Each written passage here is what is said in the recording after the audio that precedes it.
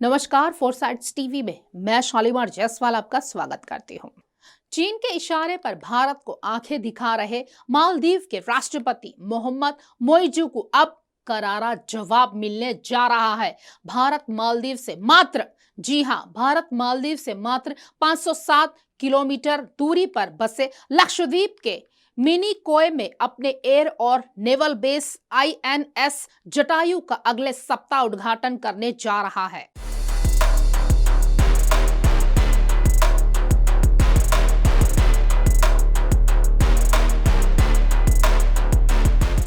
विश्लेषकों का कहना है कि भारत का यह नेवल बेस अरब सागर में एक तरह से मालदीव का विकल्प है। लक्षद्वीप में भारतीय नौसैनिक अड्डे का निर्माण पूरा होने का मतलब है कि अब जल्द ही राफेल जैसे भारत के सबसे घातक फाइटर जेट लक्षद्वीप में उतर सकेंगे। यही नहीं, भारतीय लड़ाकू विमानों की यह गर्जना मालदीव के मोइजू के रास्ते चीन तक सुनाई देगी। इसका असर पूरे पश्चिम हिंद महासागर में देखा जाएगा। यह वही इलाका है जहां पर चीन के जासूसी जहाज और युद्धपोत पहुंचते रहते हैं और ड्रैगन बहुत तेजी से अपना प्रभाव बढ़ाने की कोशिश कर रहा है।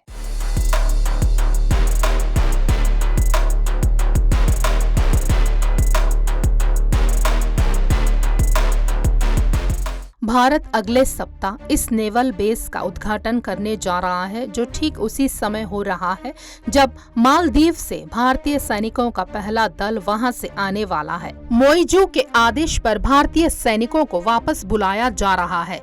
इससे पहले मोइजू ने चुनाव प्रचार के दौरान इन सैनिकों के खिलाफ इंडिया आउट कैंपेन चलाया था। मोइजू ने भारत के साथ मालदीव की परंपरागत दोस्ती में जहर बो दिया है और अब वहां चीन के इशारे पर लगातार जहर उगल रहा है।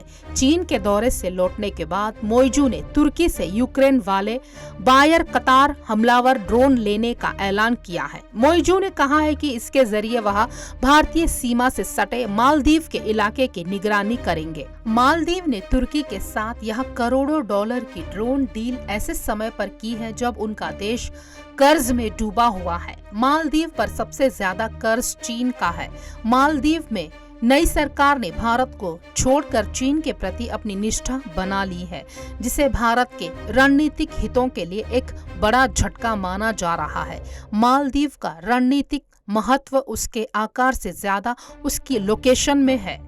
यहाँ 1960 किलोमीटर लंबी पनडुब्बी रिस पर स्थित है, जो उत्तर से दक्षिण तक जाती है, जो हिंद महासागर के बीच में एक दीवार के रूप में काम करती है। हिंद महासागर क्षेत्र में संचार के दो महत्वपूर्ण समुद्री मार्ग है, जो दक्षिण पूर्व एशिया और पश्चिम एशिया के बीच समुद्री व्यापार को सुविधाजनक बनाते हैं। ये मार्ग मालदीव के दक्षिणी और उत्तरी छोर पर स्थित है। मल्लक्का, जलडमरू, मध्य अदन और होर्मुज की खाड़ी अंतर्राष्ट्रीय व्यापार और ऊर्जा प्रवाह के लिए इन मार्गों पर बहुत अधिक निर्भर करती है। अंतर्राष्ट्रीय व्यापार के लिए हिंद महासागर के प्राथमिक मार्ग होने के बावजूद मालदीव इसके लिए एक प्रवेश द्वार की भूमिका निभाता है। लक्षद्वीप द्वीप समूह में नौसैनिक हवाई अड्डे के निर्माण के साथ भारत का लक्ष्य हिंद महासागर क्षेत्र में अपनी उपस्थिति और प्रभाव बनाए रखना है।